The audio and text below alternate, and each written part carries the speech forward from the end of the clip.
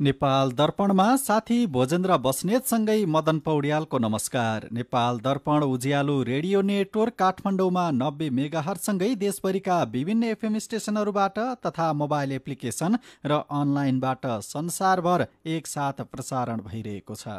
नेपाल दर्पण सुरु गरौँ मुख्य खबरका शीर्षकहरूबाट। धानबालीमा पुगेको क्षतिका आधारमा किसानलाई 65% राहत दिने सरकारको निर्णय। भक्तपुरमा यस वर्ष चिनिया हाइब्रिड धानमा बाला नलागेपछि किसान मर्कामा। सङ्घीय संसदको चालु अधिवेशन अन्त्य गर्न राष्ट्रपति समक्ष सिफारिस। बागमती प्रदेशको मुख्यमन्त्रीमा राजेन्द्र पाण्डेको शपथ। 4 सदस्यीय मन्त्री परिषद गठन। दशैं र विभिन्न जात्राको भिडभाडकै बीच कोरोना संक्रमण दर घट्दै। पछिल्लो 24 घण्टाको संक्रमण दर 5% नजिक। भारतद्वारा शक्तिशाली आणविक क्षेप्यास्त्रको सफल परीक्षण। 5000 किलोमिटर परसम्म प्रहार गर्न सक्ने। र एफसी 23 वर्ष मुनिको एसियन कप छनौटमा नेपाल र ताजिकिस्तान बीचको खेल चल्दै। टी20 विश्वकप क्रिकेटमा अस्ट्रेलियासँगको खेलमा श्रीलङ्का पहिला ब्याटिङ गर्दै। उज्यालो रेडियो नेटवर्कबाट प्रसारण भइरहेको नेपाल दर्पणमा अब सुनौ पुरा खबर। सरकारले बेमौसमी वर्षाका कारण धानबालीमा भएको क्षतिमा जग्गाको क्षेत्रफललाई आधार बनाएर राहत दिने निर्णय गरेको छ। मन्त्री परिषद बैठकले किसानलाई धानबालीको क्षेत्रफलका आधारमा राहत दिने र त्यसका लागि कार्यविधि बनाउन कार्यदल गठन गर्ने निर्णय गरेको सरकारका प्रवक्ता सञ्चार तथा सूचना प्रविधि मन्त्री ज्ञानेन्द्र बहादुर कार्कीले जानकारी दिनुभयो। सरकारले साना किसान अर्थात् बढीमा 10 कट्ठा जग्गामा धानबाली भएकालाई क्षतिको अधिकतम 65% राहत दिनेछ।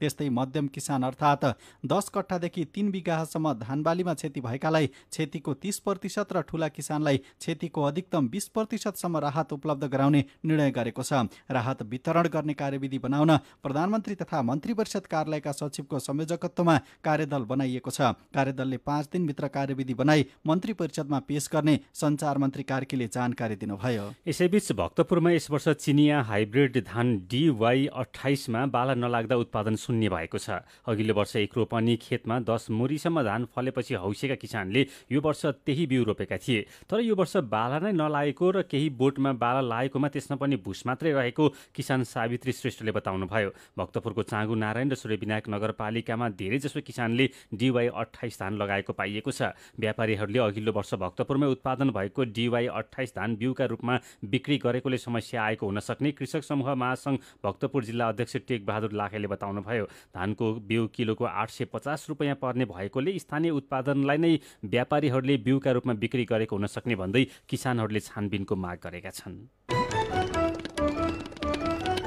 सरकारले सङ्घीय संसदको दुवै अधिवेशन अन्त्य गर्न राष्ट्रपति विद्यादेवी भण्डारीलाई सिफारिस गरेको छ। आज बसेको मन्त्री परिषद बैठकले भोलि रातिदेखि लागू हुने गरी प्रतिनिधि सभाको 9औं र राष्ट्रिय सभाको 10औं अधिवेशन अन्त्य गर्नका लागि सिफारिस गरेको सञ्चार तथा सूचना प्रविधि मन्त्री एवं सरकारका प्रवक्ता ज्ञानेन्द्र बहादुर कार्कीले जानकारी दिनुभयो। संसदको चालु अधिवेशन भदौ 23 गते आह्वान गरिएको थियो। राष्ट्रिय सभा र प्रतिनिधि सभामा एमालेको अधिवेशन अवधिभर अवरोध राष्ट्रिय सभा र प्रतिनिधि सभामा एमाले अधिवेशन अवधिभर अवरोध गरेको थियो। एमालेको अवरोधका बीच सङ्घीय संसदको चालु अधिवेशनले बजेट पारित गरेको थियो। प्रमुख प्रतिपक्षी दलको अवरोधका कारण दुवै सदनले प्रभावकारी काम गर्न सकेको थिएन। प्रतिनिधि सभाको आजको बैठकले अर्को बैठक आउँदो 29 गतेका लागि तय गरेको थियो। राष्ट्रिय सभाको अर्को बैठक भने अनिश्चित थियो। यस्तै आजको मन्त्री परिषद बैठकले भारतका लागि नेपाली राजदूतमा डाक्टर शङ्कर शर्मा, बेलायतका लागि नेपाली राजदूतमा ज्ञानचन्द्र आचार्य र अमेरिकाका लागि नेपाली राजदूतमा श्रीधर खत्रीलाई नियुक्तिका लागि सिफारिस गरेको प्रवक्ता कार्कीले बताउनुभयो। त्यस्तै महालेखा परीक्षकको कार्यालयमा रिक्त उपमहालेखा परीक्षक पदमा महेश्वर काफ्ले र वामदेव अधिकारीलाई बढुवा गर्ने निर्णय गरेको छ। बागमती प्रदेशका नवनियुक्त मुख्यमन्त्री राजेन्द्र पाण्डेले पद तथा गोपनीयताको शपथ लिनुभएको छ। आज प्रदेश प्रमुख यादवचन्द्र शर्माले पाण्डेलाई मुख्यमन्त्रीमा नियुक्त गर्नुभएको हो। नवनियुक्त मुख्यमन्त्री पाण्डेले प्रदेश प्रमुखको कार्यालय हेटौँडामा पद तथा गोपनीयताको शपथ लिनुभएको हो। बागमतीमा नेकपा एकीकृत समाजवादीको नेतृत्वमा नेकपा माओवादी केन्द्र, नेपाली काङ्ग्रेस र जनता समाजवादी पार्टी सहितको गठबन्धनको सरकार बनेको छ। 2074 सालमा भएको प्रदेश सभामा चुनावमा धादिङ क्षेत्र नम्बर 1 क बाट निर्वाचित पाण्डे एमाले विभाजनपछि एकीकृत समाजवादीमा लाग्नु भएको हो। उहाँ बागमती प्रदेशको तेस्रो मुख्यमन्त्री बन्नुभएको छ। यसअघि एमालेका डोरमणि पौडेल र अष्टलक्ष्मी साक्य मुख्यमन्त्री बन्नुभएको थियो। नवनियुक्त मुख्यमन्त्री पाण्डेले आजै सानो आकारको मन्त्री परिषद समेत गठन गर्नुभएको छ। गठबन्धन दलहरूबीच भएको सहमति अनुसार माओवादी केन्द्रका उपनेता कुमारी मुक्तन, काङ्ग्रेसका उपनेता कृष्णलाल भडेल र नेकपा एकीकृत समाजवादीका उपनेता कृष्ण खनालले मन्त्रीको शपथ लिनुभएको छ। मुक्तानले सामाजिक विकास मन्त्री, भडेलले भौतिक पूर्वाधार र खनालले आन्तरिक मामिला मन्त्रीका रूपमा शपथ लिनुभएको हो। विभिन्न जात्रा तथा दशैंका बेला भएको भिडभाड र आवत जावतले कोरोना भाइरसको संक्रमण फैलने चिन्ताकै बीच संक्रमण दर भने घटेको छ। दशैं अघि नै सहर बजारमा भएको भिडभाड र दशैंमा गाउँ गाउँसम्म भएको आवत जावतले दशैं लगत्तै बिरामीको चाप बढ्ने अनुमान गरेको भए पनि अहिले कोरोनाको संक्रमण दर र बिरामी अस्पताल भर्ना हुने दर दुवै घटेको शुक्रराज ट्रपिकल तथा सरुवारोग अस्पतालका निर्देशक डाक्टर अनुप बास्तोलाले बताउनुभयो। पछिल्लो 24 घण्टामा संक्रमण दर 5.2% झरेको छ। 11,355 जनाको नमुना परीक्षण गर्दा 591 जनामा संक्रमण पुष्टि भएको हो। यस्तै गएको 3 दिनदेखि टेकु अस्पतालमा भर्ना हुनुपर्ने खालका संक्रमित नआएका डाक्टर बास्तोलाले बताउनुभयो। दशैंको मुख्य दिन दशमीको 2 हप्ता हुन लागिसकेकाले यदि भाइरस फैलिएको भएमा यस बेलासम्म लक्षण देखिसक्ने भएकोले अनुमान अनुसार संक्रमण नफैलिएको उहाँले बताउनुभयो। भिडभाड र स्वास्थ्य सावधानीमा भएको लापरवाहीकै बीच पनि संक्रमण घट्नुमा खोपले प्रभावकारी काम गर्नु र धेरै मानिसमा प्राकृतिक रूपमा पनि एन्टिबडी बन्नु रहेको डाक्टर बास्तोलाले बताउनुभयो। अहिले रहेका 10,236 जना सक्रिय संक्रमित मध्ये 248 जनाको आइसियु र 81 जनाको भेन्टिलेटरमा उपचार भइरहेको छ। भर्ना भएका बिरामीहरू पनि केही अघिका रहेका र पछिल्ला केही दिनदेखि भर्ना हुने क्रम निकै घटेको डाक्टर बास्तोलाले बताउनुभयो। पछिल्लो अवस्थाले महामारीको कोरोनाको जोखिम निकै घटेको भए पनि खोप नलगाएका तथा एन्टिबडी नबनेका मानिसहरू जोखिममै रहेकाले स्वास्थ्यका सावधानी अपनाउनु पर्ने डाक्टर बास्तोलाले बताउनुभयो। पछिल्लो 24 घण्टामा 664 जना निको भएका छन् भने 2 जनाले ज्यान गुमाएका छन्। यसैबीच प्रधानमन्त्री शेरबहादुर देउवाले सबै नागरिकलाई खोप उपलब्ध गराउने सरकारी लक्ष्य पूरा गर्ने काममा कुनै कसर बाँकी नराख्न सम्बद्ध निकायलाई निर्देशन दिनुभएको छ। कोभिड-19 सङ्कट व्यवस्थापन समन्वय केन्द्रको पहिलो बैठकमा प्रधानमन्त्री देउवाले दाताको सहयोग मार्फत वा आफै खरिद गरेर भए पनि समयमै सबै नागरिकलाई निशुल्क खोप उपलब्ध गराउन सम्बद्ध सबै निकायलाई निर्देशन दिनुभएको हो। बैठकमा स्वास्थ्य तथा जनसङ्ख्या मन्त्रालयले अहिलेसम्म कुल जनसङ्ख्याको 34%ले पहिलो र 22%ले पूर्ण मात्र खोप लगाएको जानकारी गराएको प्रधानमन्त्री तथा मन्त्री परिषद कार्यालयका सचिव महेश्वर नेउपानेले जानकारी दिनुभयो। असोज मसान्तसम्म 1/3 जनसङ्ख्यालाई खोप लगाउने सरकारी लक्ष्य पूरा भएको छ। सरकारले आउँदो चैत मसान्तसम्ममा सबै नागरिकलाई खोप लगाइसक्ने लक्ष्य लिएको छ। कोभिड-19 रोकथाम तथा नियन्त्रणका लागि जारी भएको अध्यादेश निष्क्रिय भएपछि नेपाल सरकारले त्यसको व्यवस्थापनका लागि असोजमा आदेश जारी गरी सिसिएमसीलाई कोभिड-19 सङ्कट व्यवस्थापन समन्वय केन्द्रमा रूपान्तरण गरेको थियो। बैठकले समन्वय केन्द्रको जनशक्ति व्यवस्था र सङ्गठन संरचना स्वीकृत गर्ने निर्णय पनि गरेको सचिव नेउपानेले जानकारी दिनुभयो। नेपाली काङ्ग्रेसको 14औं महाधिवेशन आउँदो मङ्सिर 24 देखि 26 गतेसम्म काठमाडौँमा हुने भएको छ। केन्द्रीय निर्वाचन समितिले 14औं महाधिवेशनको कार्यतालिका प्रकाशन गरी मङ्सिर 24 देखि 26 गतेसम्म काठमाडौँमा महाधिवेशन गर्ने निर्णय गरेको जानकारी गराएको हो। निर्वाचन प्रक्रिया भने मङ्सिर 21 गतेदेखि नै सुरु हुनेछ। समितिले प्रकाशन गरेको कार्यतालिका अनुसार 7वटै प्रदेशको अधिवेशन मङ्सिर 16 र 17 गते हुनेछ।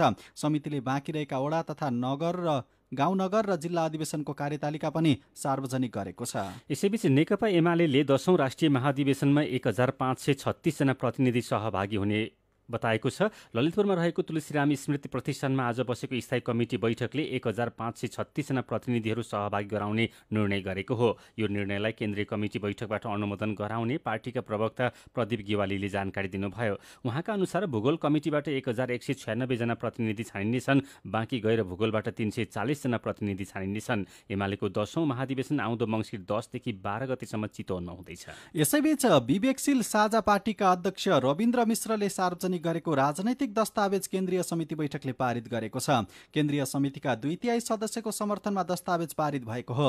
विवेकशील साझा पार्टीका 124 सदस्य मध्ये आजको बैठकमा उपस्थित 91 सदस्यले सर्वसहमतिबाट दस्तावेज अनुमोदन गरेको प्रवक्ता शरद राज पाठकद्वारा जारी विज्ञप्तिमा उल्लेख छ। मिश्रले केही समय अघि संघीयता खारेज गर्नुपर्ने तथा धर्मनिरपेक्षतामा जनमत संग्रह गर्नुपर्ने मतसहितको राजनैतिक दस्तावेज सार्वजनिक गर्नुभएको थियो।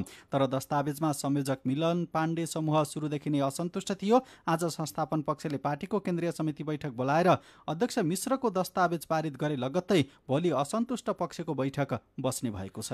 नेकपा एकीकृत समाजवादीका अध्यक्ष माधव कुमार नेपालले प्रधान न्यायाधीश चोलेन्द्र शमशेर जबरालाई महाअभियोग लगाउने सम्बन्धमा गठबन्धन दलमा कुनै छलफल नभएको बताउनु भएको छ।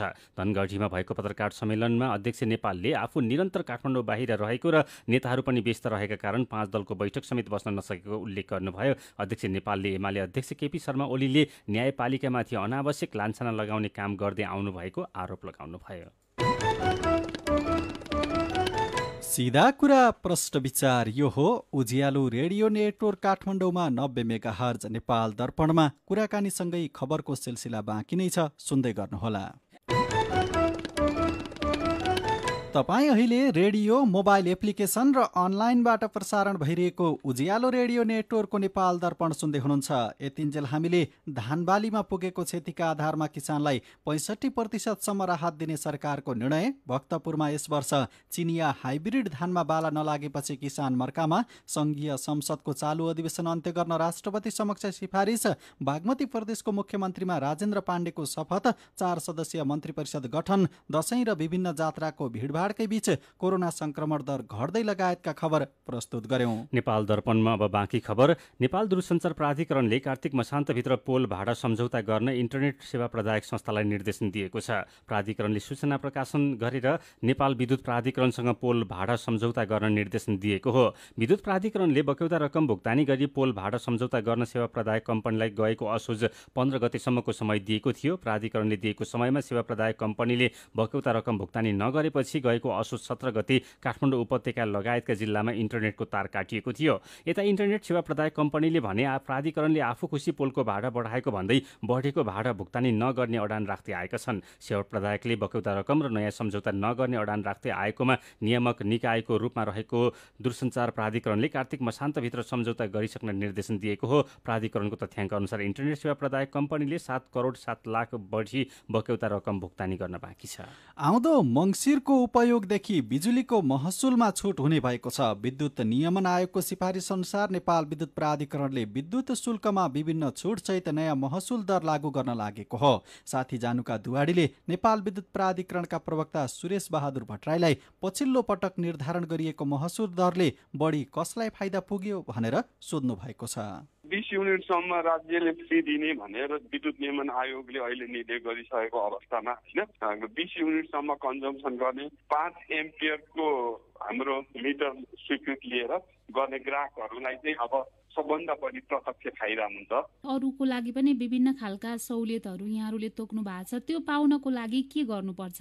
केही गर्नै पर्दैन। स्वतः त्यो निर्णय भएर इम्प्लिमेन्ट भइसके पछाडि सायद प्राधिकरणको बोर्डले त्यो अनुसारको एउटा निर्णय गरेर पठाउँछ हैन सम्बन्धित शाखाहरूमा, त्यो अनुसार काम हुन्छ। जस्तो यो आन्तरिक रूपमा विद्युत खपत वृद्धि गराउनलाई र उपभोक्तालाई प्रेरित गर्न भनेर भनिएको छ। अनि जस्तो इन्डक्सन चुलोहरू चलायो भने चाहिँ त्यसको दर कम हुने पनि भनेर भनिएको छ। अब ग्राहकहरूले यसरी घरायसी सामान चलाएको नचलाएको भनेर कसरी थाहा पाउन सकिन्छ? के छ भने 5 एम्पियरसम्म मिटर जसले स्वीकृति लिएर घरमा जडान गरेको छ उहाँहरूलाई चाहिँ 20 युनिटसम्म फ्री हो। चुलो चलाएको त्यो त मिटरमा एनर्जीमा देखिन्छ नि त कसले कति चलायो भन्ने कुरा एउटा त्यसरी थाहा हुन्छ हामीलाई भने। अर्को त हाम्रो सिस्टमभित्र जहाँ हामीले अहिले प्रणाली सञ्चालन विभाग अथवा राष्ट्रिय ग्रिडहरूमा तपाईँले चाहिँ हामीलाई थाहा हुन्छ कि लोड अहिले धेरै बढिरहेको छ भन्ने कुरा सबै ठाउँमा हरेक सब स्टेसनमा त्यसको जानकारी हुन्छ। अर्को कुरा प्रणाली सञ्चालन विभाग स्वीकारतारमा त त्यो थाहा हुन्छ। इन्डक्सन चुलो र विद्युतीय उपकरणको प्रयोग बढी हुने युनिट अनुसारको स्ल्याबमा पनि महसुल दर घटाइएको छ भनेर भनिएको छ। यसमा पनि यहाँहरूको सिस्टम अनुसार थाहा हुन्छ। जसले एउटा बत्ती मात्र बालेर 2-4वटा बत्ती बालेर जो बसिराख्नु भएको छ जब उहाँहरू इन्डक्सन चुलोमा आउने बित्तिकै चाहिँ त्यो 20 युनिटले उहाँहरूलाई पुग्दैन, त्यो चाहिँ धेरै नै माथि गइहाल्छ। त्यो हुँदाखेरि त 20 युनिटसम्म मात्र हो उहाँहरूलाई त फ्री। 20 युनिट पछि त एउटा नियम अनुसार ट्यारिफ त लाग्छ। त्यो भएको हुनाले त्यसको फाइदा अघि तपाईँले भन्नुभयो। तर अब अर्को कुरा चाहिँ कस्तो हुन्छ भने सबैले यो इन्डक्सन चुलोको युज भनेको चाहिँ नर्मली नेपाली कम्युनिटीमा चाहिँ बिहान र बेलुका हुन्छ, खाना पकाउने बेलामा होइन। बिहान हुन्छ 1-8 घन्टा होला, बेलुका 1-8 घन्टा होइन, फ्यामिली साइज अनुसार हुने हो। अनि त्यसले गर्दाखेरि चाहिँ अब हाम्रो त्यो हुँदा वितरण प्रणालीमा पनि धेरै सुधार गर्नुपर्छ। यदि देश देशभरको सबै ग्राहकले यदि इन्डक्सन चुलो चलाउनु राम्रो हो नराम्रो भन्ने त हुँदै भएन। त्यसले अब ग्यासलाई प्रतिस्थापन गर्छ होइन, इन्भाइरोमेन्ट राम्रो हुन्छ, त्यो आफ्नो ठाउँमा छ। तर त्यो अनुसार हाम्रो वितरण प्रणाली पनि त्यही अनुसारको सुधार्नु पर्यो। त्यसले त एउटा सार्प पिक ल्याउँछ, प्राविधिक चिज हो त्यो, धेरै सार्प पिक ल्याउँछ। तर अब 24 घण्टामा जम्मा 2 घण्टा चाहिँ सार्प पिक आयो, 22 घण्टा त आएन फेरि भन्दाखेरि हामीले त्यो 22 घण्टाको लागि पनि त सुधार त गर्नु पर्यो। वितरण प्रणालीलाई चाहिँ कसरी सुधार्न सकिएला त? वितरण प्रणालीका प्रसारण लाइनहरू थप्दै लानु पर्यो, त्यस्तै राष्ट्रिय प्रसारण लाइन थप्नु पर्यो, क्यापासिटीहरू बढाउँदै लानु पर्यो। त्यो चिज चाहिँ सबैभन्दा महत्त्वपूर्ण कुरा हो। उहाँ हुनुहुन्थ्यो नेपाल विद्युत प्राधिकरणका प्रवक्ता सुरेश बहादुर भट्टराई। फेरि पनि खबरकै सिलसिला, स्कटल्यान्डको ग्लासगोमा हुने संयुक्त राष्ट्रसङ्घीय संरचना महासन्धि COP 26 को सम्मेलनमा नेपालले पेरिस सम्झौता कार्यान्वयनको विषयलाई प्राथमिकताका साथ उठाउनु पर्नेमा विज्ञहरूले जोड दिएका छन्। COP 26मा नेपालले जलवायुजन्य विपदले निम्ताएको हानि नोक्सानीको क्षतिपूर्ति, जलवायु वित्तको परिचालन, विश्व तापमानमा वार्षिक वृद्धि दर 1.5 डिग्री सेल्सियस भन्दा बढी हुन नदिने लगायतका विषयमा आफ्नो अडान राख्नुपर्नेमा जलवायु विज्ञ डाक्टर धर्मराज उप्रेतीले जोड दिनुभयो। बेमौसमी वर्षा, हावाहुरी, जलवायु परिवर्तनबाट देखिएका हानि नोक्सानीबाट नेपालले भएको क्षति धान्न नसक्ने अवस्थामा पुगेको भन्दै उहाँले धनी देशले क्षतिपूर्ति दिनुपर्ने कुरा उठाउनु पर्ने बताउनुभयो।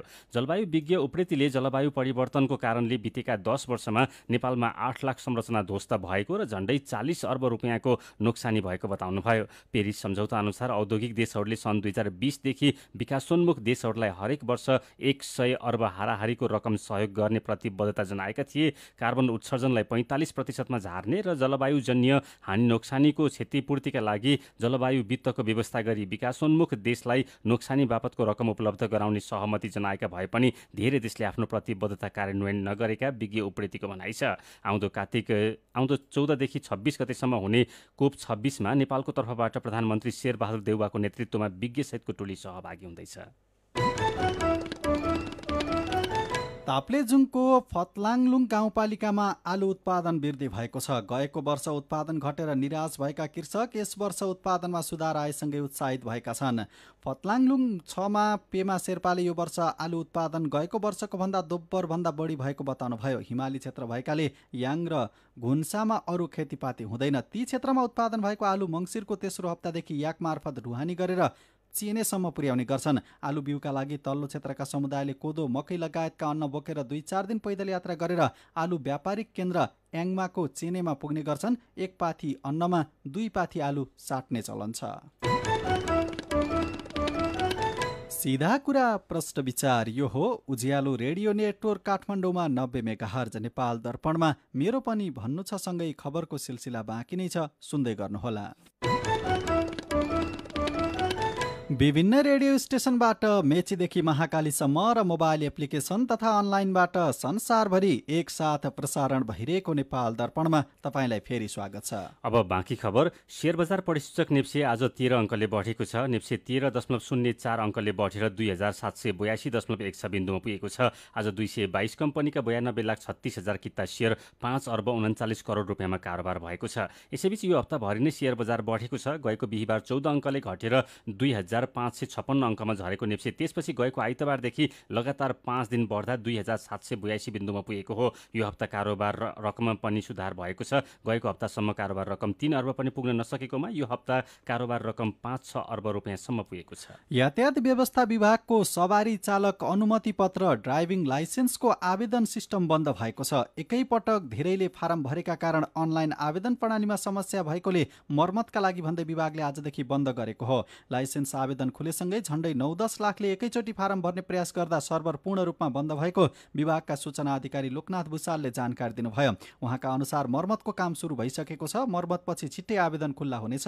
विभागले 6 महिनापछि नयाँ लाइसेन्सको आवेदन गएको सोमबार बेलुका 5 बजेदेखि खुल्ला गरेको थियो। सप्तरीमा बाढीमा परेर बेपत्ता भएका एकजनाको शव भारतको कुनौलीमा भेटिएको छ। गएको 3 गते बाढीले कटान गरेको सडक पार गर्ने क्रममा बगेर बेपत्ता भएका हनुमान नगर कङ्कालिनी नगरपालिका वडा नम्बर 9 का नेपालका जितेन्द्र मण्डलको शव भारतमा भेटिएको जिल्ला प्रहरी कार्यालय सप्तरीले जनाएको छ। महोत्तरीको शमसीमा डकैती भएको 4 महिनापछि घटनाका मुख्य योजनाकार पक्राउ परेका छन्। सर्लाही लालबन्दी नगरपालिका वडा नम्बर 2 पुनर्वासाका 42 वर्षका कारी पासवान उपनामले चिनिने विश्वनाथ पासवानलाई पक्राउ गरेको प्रहरीले जनाएको छ। पासवान लगायतको समूहले गएको असार 3 गते राजीव ज्वेलर्समा चोरी गरेको प्रहरीको भनाइ छ। बागलुङको बडीगाड गाउँपालिका वडा नम्बर 9 मालारानीमा बिहान कुखुरा खाना खोरमा पसेको चितुवालाई स्थानीय बासिन्दाले छोपेर दिउँसो 3 किलोमिटर टाढा रानीवनमा लगेर छाडेको सब डिभिजन कार्यालय बडीगाडका दीपक बहादुर श्री थापाले बताउनुभयो। मेरो पनि भन्नु छ। धेरै फल्ने भन्दै भक्तपुरका किसानले चाइनिज हाइब्रिड धान लगाएको तर दाना नै नलागेको खबर उज्यालो अनलाइनमा पढेर सुदूर पश्चिमबाट सुन्दरजी लेख्नुहुन्छ, नेपाल सरकारले सूचीकृत गरेका बालीको बिउ मात्रै किनौँ र रोपौँ, व्यापारीको व्यापारका पछाडि नलागौँ। अहिले कृषिमा असर मात्रै परेका बेला भोलि भोकमरी आउन सक्छ, बेलैमा सचेत बनौँ। सान मगरको प्रतिक्रिया छ, कृषि विज्ञको सल्लाह लिएर रोपेको भए पक्कै समस्या आउने थिएन। अनि सूचीकृत बिउ लगाएर नफलेको भएमा धान फलेन, सरकार क्षतिपूर्ति चाहियो भन्न पनि पाइन्थ्यो। अबदेखि सबै किसान सचेत बनाऊ। 65% बालबालिकाको रगतमा लिड अर्थात् सिसाको मात्रा भेटिएको खबरमा ओम भक्त राई लेख्नुहुन्छ, चाउचाउ, कोल्ड ड्रिङ्क्स, रेडबुल जस्ता खाने र पिउने गर्नाले पनि होला यस्तो भएको। आफ्ना बालबालिकालाई पत्रु खानाबाट टाढा राखौं। खुद्रा पैसा नहुँदा यात्रु र गाडी चालक दुवैलाई समस्या भएको खबरमा सिमोन राणा मगरको प्रतिक्रिया छ, गाडीहरूमा पनि विद्युतीय भुक्तानी विधिलाई प्रयोगमा ल्याउनु उचित हुन्छ। यस्तै सरकारले भाडा तोक्दा 1-2 रुपैयाँ फिर्ता हुनुपर्ने गरी नतोक्दा गाडीमा दिनको भनाभन हुन्न। अनि दक्ष जनशक्ति युएईलाई नेपालको प्रस्ताव, युएई सकारात्मक शीर्षकको खबर उज्यालोमा पढेर लक्ष्मण बहादुर सुनारको प्रतिक्रिया छ, दक्ष जनशक्ति विदेशमा, 60 पार गरेका वृद्ध र बालबालिका गाउँमा। अनि विकास कसरी हुन्छ? रेमिट्यान्सबाट होइन, देशको उत्पादनबाट देश चलाउने सोच नेतृत्वमा नआएसम्म हामीले दुःख पाइरहन्छौं। विचारका लागि तपाईलाई धन्यवाद। मेरो पनि भन्नु छ। मेरो पनि भन्नु छ प्रस्तुत गर्दै हुनुहुन्थ्यो साथी सुजता सुनुवार। नेपाल दर्पणमा अब विदेशका खबर। भारतले शक्तिशाली आणविक क्षेप्यास्त्रको सफल परीक्षण गरेको छ। चीनसँगको बढ्दो तनावकै बीच भारतले 5000 किलोमिटर परसम्मको लक्ष्यमा प्रहार गर्न सक्ने ब्यालिस्टिक मिसाइल अग्नि 5 को सफलतापूर्वक प्रक्षेपण गरेको हो। हिजो बेलुका ओडिसाको एपीजे अब्दुल कलाम टापुबाट क्षेप्यास्त्र प्रक्षेपण गरेको भारतीय रक्षा मन्त्रालयले विज्ञप्ति निकालेर जानकारी दिएको छ। जमिनबाट जमिनमा प्रहार गर्ने महाद्वीपीय क्षेप्यास्त्र 3 चरणको ठोस इन्धन प्रयोग गर्ने र उच्च स्तरको रहेको रक्षा मन्त्रालयले उद्धृत गर्दै समाचार संस्था अल जजिराले जनाएको छ। अग्नि 5 को सफल परीक्षण भारतको विश्वसनीय न्यूनतम प्रतिरोधको नीति अनुरूप रहेको भारतीय रक्षा मन्त्रालयले निकालेको विज्ञप्तिमा उल्लेख छ। जलवायु परिवर्तन विरुद्ध संसारभरका मानिसको समर्थन र चासो बढ्दै गएको छ। बीबीसीले 31 वटा देशका 30,000 भन्दा धेरै मानिसमा गरेको सर्वेक्षण अनुसार मानिसहरू जलवायु परिवर्तन विरुद्ध आफ्नो देशले बलियो कदम चालोस् भन्ने पक्षमा रहेको पाइएको छ। सर्वेक्षणमा सहभागी 56% मानिसले ग्लास्गोमा अर्को हप्ता हुने संयुक्त राष्ट्रसङ्घको जलवायु सम्बन्धी सम्मेलन कोप 26 मा आफ्नो देशले नेतृत्व देखाओस् भन्ने चाहेका बीबीसीले जनाएको छ। धनी र गरिब दुवै देशका नागरिकहरूले जलवायु परिवर्तनका विरुद्ध आफ्नो देश बलियो रूपमा प्रस्तुत होस् भन्ने चाहेका छन्।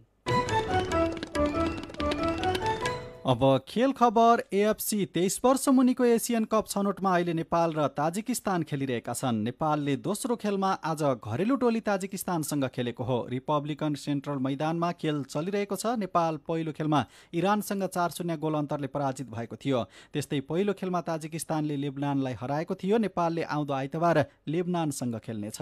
र आइसिसी टी20 विश्वकप क्रिकेटमा अहिले अस्ट्रेलिया र श्रीलङ्का खेलिरहेका छन्। दुवैमा टस हारेर पहिला ब्याटिङ थालेको श्रीलङ्काले ताजा अवस्थामा 9 ओभर 3 बलको खेल सकिँदा 1 विकेट गुमाएर 78 रन बनाएको छ।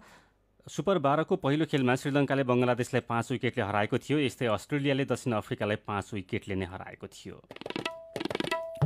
खेल खबरसँगै उज्यालो रेडियो नेटवर्कबाट प्रसारण भइरहेको नेपाल दर्पणको समय सकिने लागेको छ। बिदा हुनुअघि आजका मुख्य खबरका शीर्षकहरू फेरि एकपटक। धानबालीमा पुगेको क्षतिका आधारमा किसानलाई 65% राहत दिने सरकारको निर्णय। भक्तपुरमा यस वर्ष चिनिया हाइब्रिड धानमा बाला नलागेपछि किसान मर्कामा। सङ्घीय संसदको चालु अधिवेशन अन्त्य गर्न राष्ट्रपति समक्ष सिफारिस। बागमती प्रदेशको मुख्यमन्त्रीमा राजेन्द्र पाण्डेको शपथ। 4 सदस्यीय मन्त्री परिषद गठन। दशैं र विभिन्न जात्राको भिडभाडकै बीच कोरोना संक्रमण दर घट्दै पछिल्लो 24 घण्टाको संक्रमण दर 5% नजिक। भारतद्वारा शक्तिशाली आणविक क्षेप्यास्त्रको सफल परीक्षण। 5000 किलोमिटर परसम्म प्रहार गर्न सक्ने। र UFC 23 वर्ष मुनिको एसियन कप छनौटमा नेपाल र ताजिकिस्तान बीचको खेल चल्दै। T20 विश्वकप क्रिकेटमा अस्ट्रेलियासँगको खेलमा श्रीलङ्का पहिले ब्याटिङ गर्दै। आजको नेपाल दर्पण सकिएको छ। प्रविधिमा साथ दिने साथी सरोज थापासँगै हामी भोजेन्द्र बस्नेत र मदन पौड्याल पनि बिदा हुन्छौँ। कोरोना संक्रमणको जोखिम कायमै रहेकाले स्वास्थ्यका मापदण्ड पालना गर्न नबिर्सौँ। नमस्कार।